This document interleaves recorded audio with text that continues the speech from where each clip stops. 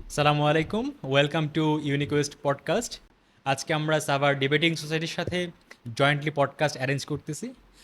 আজকে পডকাস্টের মোটিভ হচ্ছে যে স্টুডেন্ট লাইফ থেকে একজন শিক্ষার্থী কীভাবে ডিবেটের সাথে এঙ্গেজ হতে পারে। তো আমাদের গেস্ট আছে আরাফি সিরাজ অন্তর।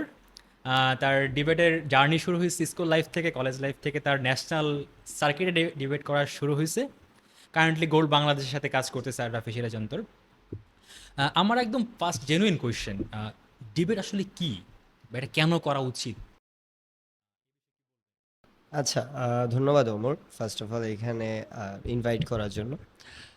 ডিবেট আসলে কি দেখেন, অনেক সংজ্ঞা আমরা পড়ি বা অনেক জায়গা থেকে ডিবেটের বাংলা পরিভাষা হলো বিতর্ক।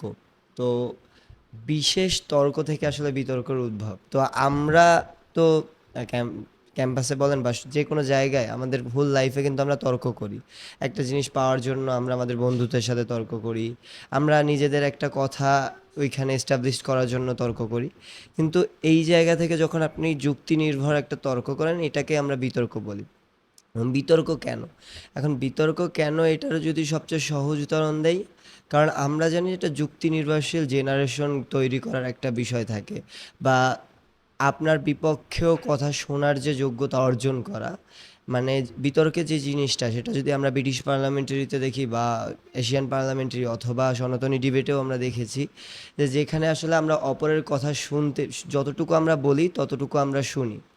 সো আমরা যদি ওভারঅল একটা চিন্তা করি যে একজন শিক্ষার্থীর জন্য, একজন স্কুল পড়ুয়া শিক্ষার্থীর জন্য যদি বিতর্কের চিন্তা করি, সেই জায়গা থেকে অপরের কথা শোনার যে একটা যোগ্যতা অর্জন করা, এই যে একটা সকল মত গ্রহণ করার যে যোগ্যতা অর্জন করা, বা পাবলিক স্পিকিং স্কিলের একটা কথা বলি আমরা, লিডারশিপ একটা স্কিল, এই জায়গা থেকে বিতর্ক দরকার। এই জন্যই মনে হয় বিতর্ক কেন, বিতর্ক দরকার এই কারণে।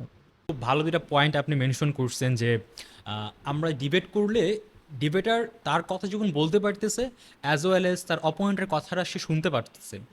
আর আরেকটা পয়েন্ট হচ্ছে যে ডিবেট হচ্ছে ওই ধরনের যুক্তিতর্ক বিষয় যেখানে আমার একটা আর্গুমেন্ট থাকবে এবং সেটা অপর পক্ষকে কনভিন্স কীভাবে করা যায় সেদিকে আমার ফুললি ফোকাস থাকবে। সো আমরা যারা স্কুল কলেজ স্টুডেন্ট যারা আছে, অডিয়েন্সের মধ্যে আছে, তাদেরকে তারা যদি কোয়েশ্চেন এভাবে করে যে আমি কেন ডিবেট করব, ডিবেট অ্যাজ এ স্টুডেন্ট আমাকে কি দিবে? ডিবেট আপনাকে কি দিবে? এটা যদি এক ওয়ার্ডে উদাহরণ দিই, এটা হলো আত্মবিশ্বাস দিবে। দেখেন, বিতর্কের সবচেয়ে বড় যে জায়গাটা, সেটা হলো আপনি যে চিন্তাটা করেন, বা আপনি আপনার পড়াশোনা বিভিন্ন জায়গা থেকে যখন আপনি ব্রেন স্ট্রমিং করে যে চিন্তাটা করছেন, ওইটাকে আপনি আত্মবিশ্বাসের সহিত মানুষের সামনে কথা বলতে পারবেন। এই যে আত্মবিশ্বাসের সহিত নিজের যে পড়াশোনা বা নিজের যে চিন্তা বা নিজের যে নলেজটা, এটা যে সবার সামনে যে উপস্থাপন করার যোগ্যতাটা অর্জন, বিতর্ক হলো এটা আপনাকে দিবে। দেখেন, বিতর্কে আপনাকে যেমন পাবলিক স্পিকিং স্কিল গ্রো করে, আপনি মানুষের সামনে কথা বলতে শেখায়, তেমনভাবে আপনাকে আত্মবিশ্বাসী করে তোলে। প্রত্যেকটা বিতার্কিক তারা যা জানে, তারা কিন্তু এটা আত্মবিশ্বাসের সহিত এটা হলো তারা প্রকাশ করতে পারে। সো এই জায়গা থেকে হলো আপনার বিতর্কের, যদি আমি বলি বিতর্ক আপনাকে কি দিবে, এটার প্রধান যে জিনিসটা দিবে self confidence. So self confidence হচ্ছে যে আমাদের যে কোনো কাজের মোরাল বলতে পারা যায়। আমাদের স্টুডেন্ট লাইফে আমরা যারা পার করে আসছি, আমাদের একটাই কমন মানে কোয়েশ্চেন ছিল যে আমি যা জানি, আমার মধ্যে যা আছে, আমি কীভাবে এটা প্রকাশ করতে পারবো। সো কথা বলার সেই অ্যাবিলিটি বা কথা বলার সেই যোগ্যতাটা কীভাবে আমার মধ্যে আসে। হ্যাঁ, আমার মাথায় একটা আইডিয়া আসছে, বা আমি এখন এই ম্যাথটা সলভ করতে পারতেছি, বা আমি এখানে কথা বলতে চাই, আমার একটা মতামত আছে, কিন্তু আমি সঠিকভাবে উপস্থাপন করতে না পারার কারণে অনেকাংশে আমি এখানে পিছিয়ে পড়তেছি। সো বিতর্ক, যেটা ভাই বললো যে আপনাকে সেই কনফিডেন্সটা দিবে যে হ্যাঁ, আপনার মতামতটাও গ্র্যান্টেড হবে যদি আপনি ওয়েল স্টাবলিশড ওয়েতে উপস্থাপন করতে পারেন। আচ্ছা, আরেকটা কোয়েশ্চেন আমাদের অডিয়েন্সদের কাছ থেকে সবচেয়ে বেশি আসে, সেটা হচ্ছে যে ভাই আমাদের স্কুলে তো অনেক ক্লাব আছে, সো আমি কেন ডিবেটিং ক্লাবের সাথে যুক্ত হব? এটার কোনো ন্যাশনাল বা ইন্টারন্যাশনাল কোনো ভ্যালু আছে কি না? আচ্ছা, একটা ছোটবেলায় আমার বিতর্ক করার শুরুর গল্প যদি বলি, সেটা হলো আমরা বিটিভিতে বিতর্ক দেখে বড় হয়েছি। স্কুলে কিন্তু স্কুল বিতর্ক প্রতিযোগিতা বিটিভিতে হইতো। তো ন্যাশনালি, জাতীয়ভাবে যদি বলি, জাতীয়ভাবে যে বিষয়টা আমরা দেখি যে আসলে আহ, বিতর্ক প্রতিযোগিতাটা কিন্তু আপনার স্কুল কলেজ বিশ্ববিদ্যালয় পর্যায়ে, ইভেন আমরা কিন্তু আমাদের দেশেরই বিতার্কিকরা জাতীয় মঞ্চ সহ বিশ্ব মঞ্চেও কিন্তু বিতর্কের পার্টিসিপেট করছো, অল ডিবেট কম্পিটিশনগুলো যখন হয় তখন কিন্তু তারা পার্টিসিপেট করে। সো বিতর্কের যে বিষয়টা, বিতর্ক শুধু প্রতিযোগিতা নয়, তবে বিতর্কের এই প্রতিযোগিতার জায়গা থেকেও আসলে বিতর্ক আরও অনেক এনরিচড। এটা কিভাবে? যে বিতর্কে আপনার দেখবেন যে জাতীয় টেলিভিশন থেকে শুরু করে বেসরকারি টেলিভিশনগুলো বা নানা বিশ্ববিদ্যালয় নানা পর্যায়ে, আমি যেমন রাজশাহী বিশ্ববিদ্যালয়ে আছি, রাজশাহী বিশ্ববিদ্যালয়ে কিন্তু বিতর্কের চর্চা হয়, ঢাকা বিশ্ববিদ্যালয়ে বিতর্কের চর্চা হয় এবং স্কুলগুলোতেও চর্চা হয়। তার মানে বিতর্ককে যদি আপনি ব্যক্তিগতভাবে দুইটা ভাবে দেখেন, একটা যদি প্রতিযোগিতার জায়গাটা দেখেন তাহলেও বিতর্কের একটা বড় ভবিষ্যৎ আছে, এবং দ্বিতীয় যে জায়গাটা, বিতর্ক যে কারণে শুরু হয়েছিল পৃথিবীতে এবং বিতর্ক যে কারণে একজন শিক্ষার্থীর করা উচিত, সেটা হলো যে ব্যক্তিত্ব যে অর্জন তৈরি করা, আপনার যে একটা যুক্তি নির্ভর সঠিক ব্যক্তিত্ব গড়ে তোলার ক্ষেত্রে বিতর্ক আপনাকে সব সময় হেল্প করবে। আচ্ছা, আরেকটা জেনুইন কোয়েশ্চেন থাকে যে একটা ওয়ার্ড বর্তমান সময়ে খুব প্রচলিত হয় যে টিম ওয়ার্ক, লিডারশিপ। সেই লিডারশিপ ওয়ার্ডটাই খুব বেশি এমফাসাইজ করা হয়। এটা যদি আরও মানে ভেঙে বলা হয়, একটা এমপ্লয়ি যখন কোনো একটা অর্গানাইজেশনে প্রথম এন্ট্রি নেয়, সে অ্যাজ এ ওয়ার্কার হিসাবে সেখানে জয়েন করে, তার নিচে কেউ থাকে না, নর্মাল কেস এটা হয়। তো তার যখন প্রমোশন হয়, প্রমোশনটা কিন্তু শুধুমাত্র তার লিডারশিপটাকেই ইনহ্যান্স করে। ফর এক্সাম্পল, সে যখন ঢুকতেছে কোনো একটা কোম্পানিতে, সে অ্যাজ এ ওয়ার্কার আছে, তার উপরে অনেক লিডার আছেন, তার প্রমোশন মানে সে ওই লিডারের জায়গাটাতে যাচ্ছেন। এরপর যখন প্রমোশন হচ্ছে, সে আরও একটু বড় লিডার হচ্ছেন। সো আমাদের ইন্ডাস্ট্রি লাইফে বা কর্পোরেট লাইফে প্রত্যেকটা স্টেজে লিডারশিপের একটা খুব প্রচলিত শব্দ হিসাবে গণ্য করা হচ্ছে।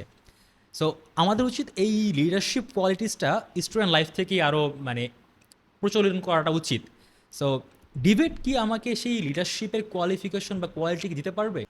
ওমর দেখেন, বিতর্কে যদি যারা একটু বিতর্ক নিয়ে একটু জানেন, তারা জানেন যে বিতর্কে যদি বাংলাদেশে প্রচলিত যে ৩-৪টা ফরম্যাট আছে, তার ভিতরে সনাতনী বিতর্ক, তারপরে সংসদীয় বিতর্কের যে ২টা ফরম্যাট, এখানে কিন্তু সনাতনী বিতর্কে দলনেতা থাকে। আহ, যদি সংসদীয় ডিবেটে বলি, এখানে প্রধানমন্ত্রী, বিরোধী দলীয় নেতাদের একটা বড় ভূমিকা থাকে। মূলত বিতর্কে কিন্তু এই যে টিম লিডারশিপ স্কিল, মানে আপনি একটা কথাকে তিনজন মিলে এক্সপ্লেইন করে ডিবেটটা উইন করতেছেন, এর মানে আপনাকে টিম ওয়ার্ক করতে হবে। আপনি একা চাইলে কিন্তু বিতর্কে একটা টিম থাকে, সো আপনি একা চাইলে বিতর্ক উইন করতে পারবেন না। আপনার বিতর্কের প্রত্যেকটা টিম মেম্বারের কিন্তু একটা ইনপুট দরকার আপনার যুক্তিতে, আপনাদের কথার এস্টাবলিশমেন্টে। আমরা যেটাকে বলি যে সংসদে একটা এস্টাবলিশড করতে হয় একটা যুক্তি, 2টা যুক্তি আমাদের এস্টাবলিশ করতে হয়। এটা কিন্তু পুরো পরিমাণে হলো আপনার প্রত্যেকটি বিতার্কিকের ইনপুট লাগে, যেটা আপনাকে একটা স্কিল গ্রো করে, সেটা হলো টিম ওয়ার্ক। সেকেন্ড, যে হলো প্রধান বক্তা থাকে বা দলনেতা থাকে, কিংবা হলো প্রধানমন্ত্রী থাকে, বিরোধী দলীয় নেতা থাকে, তারও একটা লিডারশিপ স্কিল এখানে গ্রো হয়, যেখান থেকে সে অ্যাজ এ লিডার হিসাবে পুরো সংসদে তাদের দলীয় স্ট্যান্ডটা ক্লিয়ার করে এবং ওই দলীয় স্ট্যান্ড নিয়ে এগিয়ে যায়। এটা একটা লিডারশিপ স্কিলের অন্যতম একটা জায়গা, যেখানে লিডার তার পুরো তার আন্ডারে যে যত লোক আছে বা তার আন্ডারে হলো যত টিমের যে লোকজন আছে, টিম মেম্বারগুলো, তাদেরকে একসাথে নিয়ে যে এগিয়ে যাওয়ার যে লিডারশিপ স্কিলটা, ওইটা গ্রো করে। সো আমরা যদি ইন শর্ট বলতে চাই যে আমার টিমমেটস যারা আছে, এদের প্রত্যেকের যুক্তিটাকে আমি কম্বাইন করে অপোনেন্টের কাছে থ্রো করতে পারতেছি। সো লিডারশিপ এখান থেকে ভালো রকম চর্চা হচ্ছে। আরেকটা বিষয়, সেটা হচ্ছে আমাদের স্কুলের যেই কারিকুলামটা আমাদের দেশে হয়তো সেভাবে প্র্যাকটিস হয় না, বা জাপান বা উন্নত কান্ট্রিগুলোতে এটা হয়। সেটা হচ্ছে যে স্কুল লাইফটাকে ধরা হয় একটা বাচ্চার ইনহ্যান্স করার জায়গা। তার তার সামাজিক লাইফ কেমন হবে, তার রাষ্ট্রীয় লাইফ কেমন হবে, বা ব্যক্তিগত জীবন কেমন হবে, এইটা তৈরি করা হচ্ছে স্কুল লাইফটা। সো আমার কোয়েশ্চেন হচ্ছে যে আহ, আমাদের ইসিএ বা এক্সট্রা কারিকুলার অ্যাক্টিভিটিসের মধ্যে ডিবেট বল অন্যতম। সো স্কুল লাইফে যেহেতু এটা খুব বেশি আমরা চর্চা করব, এইটা আমাদের পার্সোনাল লাইফে কীভাবে ইনহ্যান্স করতে পারে আমাদের? আচ্ছা, পার্সোনাল লাইফে কিভাবে এনহ্যান্স করবে, দেখেন আমরা এই যে এই জেনারেশনটা জেনজির যদি আমি জেনারেশন বলি, বা আমাদের যারা স্কুল পড়ুয়া আছে, এরা কিন্তু অলরেডি দেশ নিয়ে অনেক সচেতন। তারা দেশের নানা মুভমেন্টে কাজ করে। তারা কিন্তু, আমরা দেখছি যে নিরাপদ সড়ক আন্দোলন যখন হয়, তখন কিন্তু স্কুল পড়ুয়া শিক্ষার্থীরা রাস্তায় নেমে আসছিল। কিন্তু এইখানে যে জায়গাটায় আমরা আবার একটাই হতে পারি, মিস ইনফরমেশনের জায়গায় আমরা পড়ে যেতে পারি। আমাদের এই জেনারেশনটাকে ভুল জায়গায় ইনপুট করা হইতে পারে, কিন্তু আপনি যখন একটা বিতার্কিক হবেন বা বিতর্ক চর্চা করবেন, আপনি কিন্তু একাধারে আপনার পক্ষে এবং বিপক্ষে কথা শুনতে অভ্যস্ত। আপনি আপনার পক্ষে যেমন লিটারেচার পড়েন, আপনার পক্ষের নানা বই পড়েন, তেমন আপনি বিপক্ষের বই পড়তেও অভ্যস্ত হন।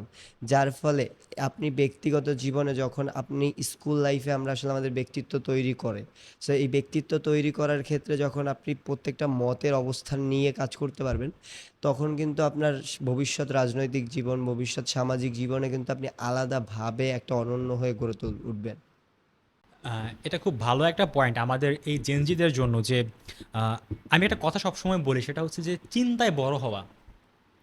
চিন্তায় বড় হওয়া বিষয়টা এমন যে আমি যদি এখন আমার সমাজ নিয়ে চিন্তা করি, আমার সমাজটা সুন্দর হবে এবং আমি একটা সমাজের পার্ট হয়ে আসব। কিন্তু আমি যদি এখন রাষ্ট্র নিয়ে চিন্তা করি আর বড় পরিসরে, তখন কিন্তু আমার রাষ্ট্রের চিন্তা, রাষ্ট্র কীভাবে চলে, ওই জ্ঞানটা আমার মধ্যে চলে আসবে। আমাদের যে জুলাই যে মুভমেন্টটা ছিল, এখানে কিন্তু জেনজিরা এই বয়স থেকে রাষ্ট্র নিয়ে চিন্তা করছে। তো তাদের কিন্তু যখন জুলাই মুভমেন্টের পরে যখন স্টুডেন্টরা ঘরে ফিরে গেছে, তাদেরকে এই যে মুভমেন্টটাকে মিস ইন্টারপ্রিট করার চেষ্টা বহুতভাবে করা হয়েছে। এখানে একটা বিষয়কে এমফাসাইজ করা হয়েছে যে এই মুভমেন্টের একটা এগেনস্টে এজেন্ডা দাঁড় করানো হয়েছে। সো অ্যাজ এ বিতার্কিক তার কাছে কিন্তু বিষয়টা খুব নর্মাল লাগবে। আমার কথাটা খুব বেশি ডিস্ট্রিবিউট হয়ে যাচ্ছে। আমি ইন শর্ট যদি বলি, যখন আমার একটা কাজ করতেছি, এই কাজে যখন ডিফারেন্ট ডিফারেন্ট ওপিনিয়ন আমার সামনে আগে থেকে উন্মুক্ত থাকবে, তখন আমি কিন্তু বায়াসড হব না, আমি আমার জায়গা থেকে সরে আসবো না। হ্যাঁ, আমি এতগুলো বিষয় বা বিভিন্ন অ্যাঙ্গেলের বিষয়ে চিন্তা করে বেস্টটা আমি করছি। So that gives me a confidence, এবং আমাকে কখনো এখান থেকে বিচ্যুত করা যাবে না। সো এই বিষয়ে ডিবেট আমাকে দিচ্ছে স্টুডেন্ট লাইফ থেকে। অ্যান্ড সেকেন্ড অফ অল, সামাজিক জীবনে বা আমার টিম ওয়ার্ক বলা হয়, সামাজিক জীবনে আসলে ডিবেটের গুরুত্ব কত বেশি? আচ্ছা, সামাজিক জীবনে ডিবেটের গুরুত্ব কেমন? এটা ফ্রাঙ্কলি বললে এরকম লাগে যে দেখেন, আপনারা বিতর্ক চর্চা যারা করে বা বিতার্কিক যারা, তারা কিন্তু আলাদাভাবে সমাজে একটা জায়গা পায়। যেমন এটা একটু এরকম যে আপনি তো পাঠ্যক্রমে অলরেডি ক্লাসে পড়তেছেন, আপনি সেম পাঠ্যক্রমে সবাই একসাথে পড়াশোনা করতেছেন, সবাই একটা মোটামুটি একই ধরনের রেজাল্ট করতেছেন। কিন্তু আপনি আপনার স্কুলে আলাদাভাবে নিজেকে কিভাবে পরিচয় করা দেন কোনো এক্সট্রা কারিকুলামের মাধ্যমে। এখন এক্সট্রা কারিকুলামে যে কয়েকটা ওয়ে আছে, তার ভিতরে সবচেয়ে ইফেক্টিভ ওয়ে হলো বিতর্ক, যেটা আপনার একাডেমিকের সাথে আগায়। মানে বিতর্কের জায়গাটা যেটা, সেটা একাডেমিক থেকে টোটালি ভিন্ন কিছু না। বিতর্ক আপনাকে কিন্তু আপনি একাডেমিক্যালি যে বইগুলো পড়েন ওই বই থেকে যা শিখতেছেন সেটাও আপনাকে প্রকাশ করতে শেখায়। আপনি এর বাইরে যে নন একাডেমিক বইগুলো পড়তেছেন সেগুলোও প্রকাশ করতে শেখায়। যার ফলে বিতর্ক কিন্তু একটা বড় একাডেমিক বিষয়। এবং আরেকটা বড় যে জায়গা, সেটা হলো যে বিতর্ক করতে হলে যদি অনেকেই বলে যে বিতর্ক করতে হলে সবচেয়ে সর্বপ্রথম কী করা দরকার, সেটা হলো অনেক ধরনের নলেজ গ্যাদার করা দরকার। সেটা বইয়ের মাধ্যমে হইতে পারে, সেটা হলো পডকাস্টের মাধ্যমে হইতে পারে, সেটা নানা ধরনের সোর্স থেকে আপনাকে আসলে অনেক নলেজ গ্যাদার করতে হবে। কারণ আপনি কিছু বলার জন্য তো আগে আপনার নিজের ভিতরে ব্রেইনস্টর্মিং করে কিছু নলেজ থাকতে হবে। সো বিতর্ক এই জায়গা থেকে আপনাকে আলাদা জায়গা দেয়। যখন আপনি সামাজিক জীবনে দেখবেন সমাজে একটা আপনার বয়সী একটা শিক্ষার্থী, সে একটা লেইম লজিক দিচ্ছে বা একটা লজিকের খুব বেশি নেই, সে তর্ক করতেছে, কিন্তু এই জায়গায় এসে যদি আপনি যুক্তি নির্ভর একটা বিতর্ক করেন, তাহলে দেখবেন যে সমাজে একটা সিনিয়র সিটিজেনদের ভিতরে আপনি একটা আলাদা গুরুত্ব পাবেন, যেটা আপনাকে বিতর্ক শেখায়, যেটা আপনাদের সামাজিক জীবনে একটা দারুণভাবে প্রভাব ফেলে। আচ্ছা, খুব ভালো একটা পয়েন্ট রেজ করছে, সেটা হচ্ছে যে সমাধানের বিষয়টা। দেখেন, দুইটা মানুষ যখন বা একাধিক মানুষ যখন কোনো একটা বিষয়ে যুক্তি উপস্থাপন করতেছে বা কথা বলতেছে, সেখানে যদি কোনো আর্গুমেন্ট না থাকে, যুক্তি নির্ভর কথা না হয়, ওটা না দিন শেষে সমাধানের পর্যায়ে যায় না। কিন্তু বিষয়টা যদি এমন হয় না, প্রত্যেকে প্রত্যেকের মতামত দিচ্ছে এবং তার কথায় যুক্তি আছে, তখন কিন্তু দিন শেষে যুক্তি যদি গ্র্যান্টেড হয়, তার অপোনেন্ট এটা মেনে নিবে। সো আমাদের কথার মধ্যে বা কথার সৌন্দর্যতে এটাও একটা ইম্পর্টেন্ট পার্ট যে আমার কথার মধ্যে যুক্তি নির্ভরটা থাকবে আর কি। আর সেকেন্ড অফ অল, অ্যাকাডেমিক্সের দিক থেকে দেখেন, যেটা ভাই মেনশন করলো মাত্র, যে এটা আমার অ্যাকাডেমিক্সের বাহিরে কিছু না। এটাকে একটু ইলাবোরেট করে বললে এমন হয় যে আমি যখন প্রশ্নে, আমাকে স্যাররা প্রশ্ন করতেছে, আমি যখন খাতায় লিখতেছি, ওই জায়গাটাতে কিন্তু আমি মোস্ট অফ দ্য কেস মুখস্থ করবো না, আমার যে যতটুকু জানার আছে ওইটা আমি এখানে অ্যাপ্লাই করব। অনেক কেস এমন হয় যে বলে যে স্যার, গার্ডিয়ানরা বলে এরকম যে আমার ছেলে তো অনেক পারে কিন্তু পরীক্ষায় পারতেছে না। এটা নাম্বার ওয়ান রিজন হচ্ছে যে সে যেটা তার মধ্যে আছে সেটাকে সে ডেলিভার করতে পারতেছে না। তো তাকে কিন্তু আরও বেশি পড়াশোনা, আরও বেশি পড়াশোনা তাকে এইখান থেকে উত্তরণ ঘটাবে না, সে যদি এটা শিখতে পারে যে না, আমি যতটুকু জানি এটাকে আমি সুন্দর ওয়েতে এক্সপোজ করতেছি বা এক্সপ্লোর করতেছি, আমার টিচারকে বোঝাতে পারতেছি, তখন তার খাতার নাম্বার এমনিতে বেড়ে যাবে। সো একজন বিতার্কিকের একটা ভালো বৈশিষ্ট্য এটাই যে সে যতটুকু জানে অতটুকুকে সুন্দর করে উপস্থাপন করে দিয়ে আসতে পারে। এতে হবে যে আপনি যেখানে রেজাল্ট আপনার এ পেতেন সেখানে এ প্লাস পাচ্ছেন। সো মোস্ট অফ দ্য কেসে এটাই হয় যে একটা বিতার্কিকের রেজাল্টটা ভালো হয় এই কারণেই। অ্যান্ড লাস্টলি যেটা মেনশন করলেন যে আমার একটা ভালো বিতার্কিক হওয়ার জন্য আমাকে আসলে প্রচুর নলেজ গেইন করতে হবে। এটা নিয়ে কীভাবে মানে কী বলবেন যে একটা আমি লেটসে আমি একটা ক্লাস 7 একটা স্টুডেন্ট, আমি চিন্তা করলাম যে না আমার এখন বিতর্ক করা উচিত। আমি কিভাবে আমাকে প্রিপেয়ার করব বিতর্কের জন্য? আচ্ছা, বিতর্কে প্রিপেয়ার করার ক্ষেত্রে যে জিনিসটা সবচেয়ে বড় দরকার সেটা হলো আপনার কারিকুলামেই অলরেডি অনেক লিটারেচার আছে। আপনার কারিকুলামে অলরেডি আপনি হিস্ট্রি পড়তেছেন, হিস্ট্রিতে অনেক নলেজ গ্যাদার করতেছেন, ওইগুলো পড়েন। আপনি কারেন্ট টাইমের সিচুয়েশনগুলো নিয়ে একটু অ্যানালাইসিস করেন, আপনি পেপার পড়তে পারেন। এখন তো ই পেপার ইজিলি অ্যাক্সেস পাওয়া যায়, আপনি ইউটিউবে একটা বিবিসির প্রোগ্রাম দেখতে পারেন, ইউটিউবে বিভিন্ন যে নলেজেবল জিনিসপত্র হয় সেগুলো দেখতে পারেন। আপনারা চাইলে এটা করতে পারেন যে ধরেন আপনারা চাইলে একটা ডকুমেন্টারি দেখতে পারেন। মানে যে ওয়েতে ইভেন এখন এই যুগে এসে সবচেয়ে ভালো যে জিনিসটা হইছে সেটা হলো আপনি খুব ছোট ছোট রিলেও অনেক লার্নিং আছে। সো আমরা মিমস যেমন দেখতেছি সেই জায়গা থেকে আমরা একটা ইনফরমেশন সহ কোনো কিছু দেখি, কন্টেন্ট দেখি, যার ফলে আপনি নলেজ গ্যাদার করতে পারেন আপনার আশেপাশে কী ঘটতেছে, আসলে সব কিছু কেন, এটার ফ্যাক্ট চেক করেন।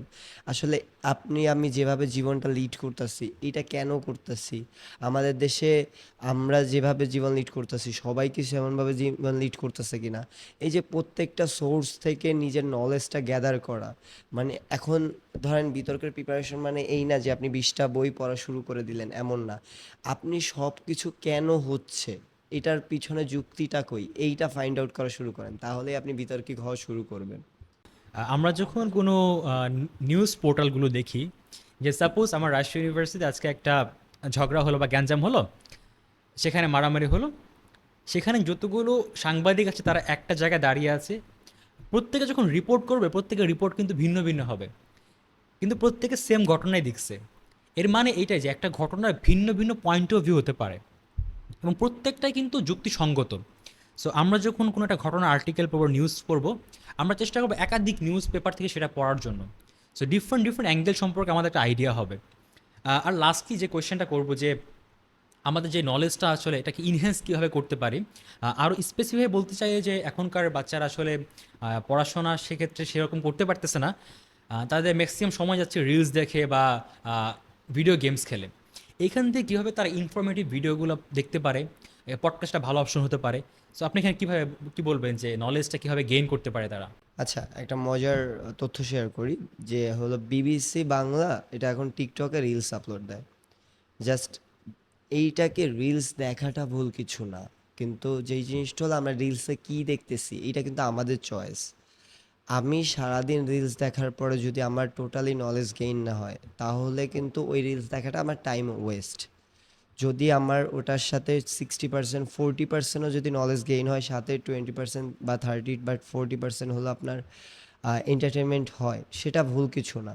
সো যার ফলে আমি সবাইকে অনুরোধ করব যে আমরা সোশ্যাল মিডিয়াতে আসি বা যেখানেই আসি, আমরা সব কিছুতে একটু ইনফরমেশন গ্যাদার করার চেষ্টা করি, ইনফরমেটিভ ভিডিও দেখার চেষ্টা করি, আমরা ইনফরমেটিভ পোস্ট পড়ার চেষ্টা করি।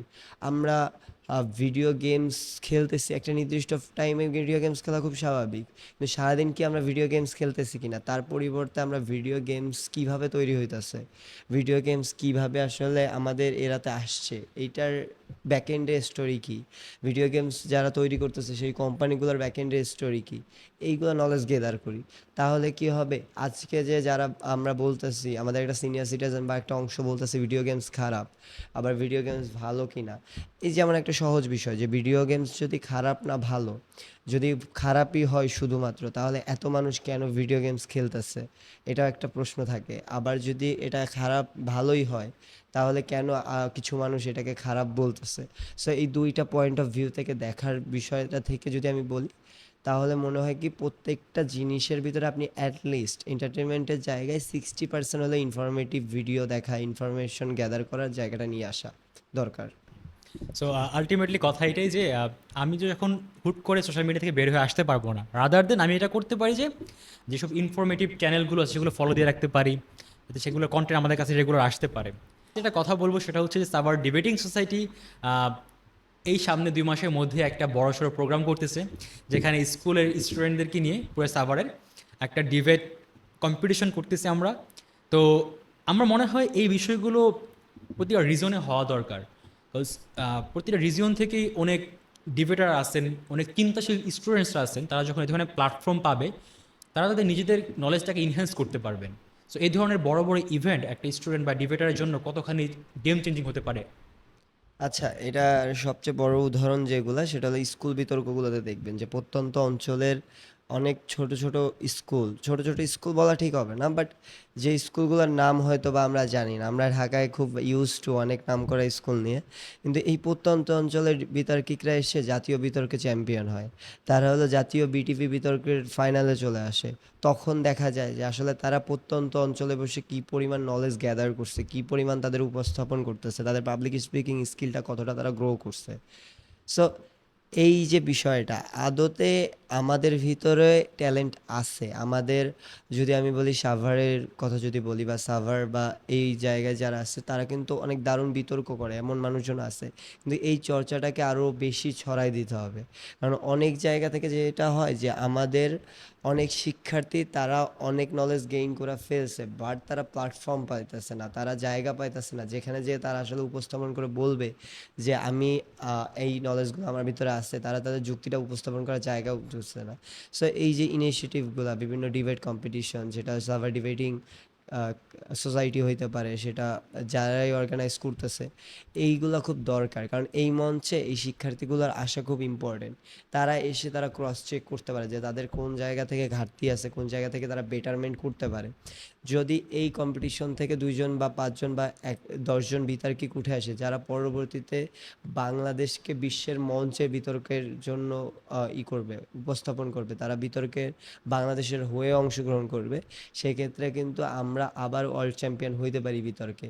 এই সাভারের লোকজনই কিন্তু বিটিভি বিতর্কে যাইতে পারে, তারা কিন্তু বিটিভি এটিএন বাংলায় যে জাতীয় বিতর্ক হয়, জাতীয় পর্যায়ে যে বিতর্কগুলো অংশগ্রহণ করা হয় স্কুল পর্যায়ে কলেজ পর্যায়ে, তাদের নিয়ে গড়ে উঠতে পারে। যার ফলে এইটা একটা নবজাগরণ হিসাবে কাজ করতে পারে, যেখানে আপনি চাইলেও ক্রস চেক করে দেখতে পারেন যে আপনার যোগ্যতার জায়গাটা আরও কত বেশি এনরিচ হইতে পারে। তো ডিবেটের একটা বড় সুবিধা হচ্ছে যে এখান থেকে তো ভালো ডিবেটার আসতেছেন এই কম্পিটিশনগুলোর, যারা শুধু পার্টিসিপেট করতেছে। ইটস নট যে অ্যাওয়ার্ড পেতে হবে, এই বিষয়টা কিন্তু ম্যান্ডেটরি না। যারাই পার্টিসিপেট করতেছে তাদের প্রত্যেকের জন্য কিন্তু সেই টাইম স্লটটা আছে, তারা কথা বলতে পারতেছে। যে হয়তো একদম বিগিনার লেভেলে সে এই ডিবেট কম্পিটিশন থেকে কথা বলা শিখতে পারতেছে। যে হয়তো একটু ভালো লেভেলে আছে, নলেজ আছে, তার জন্য এটা একটা প্ল্যাটফর্ম যেখানে সে তার জানা নলেজকে এখানে প্রচার করতে পারতেছে। সো যে কোনো স্টেজে যে কোনো অবস্থানে শিক্ষক শিক্ষার্থীর জন্য কিন্তু এই প্ল্যাটফর্মটা বা ডিবেটিং কম্পিটিশনটা একটা মিনিংফুল ওয়ার্ড ক্যারি করে আর কি। সো আপনাদের সবাইকে ইনভাইট করতেছি আমরা। আপনাদের স্কুলে আপনাদের সন্তানরা যা দেখতেছেন তারা পিতামাতার কাছ থেকে পারমিশন নিয়ে বলতে পারেন যে না, আমরা ডিবেটিং করব, আমাদের ব্যবস্থা করে দেন। আর যারা গার্ডিয়ান দেখতেছেন আপনাদের বাচ্চাদেরকে অবশ্যই ডিবেটের সাথে স্কুল লাইফ থেকে পরিচয় করায় দিবেন। এ বিষয়ে কিছু বলবেন কিনা?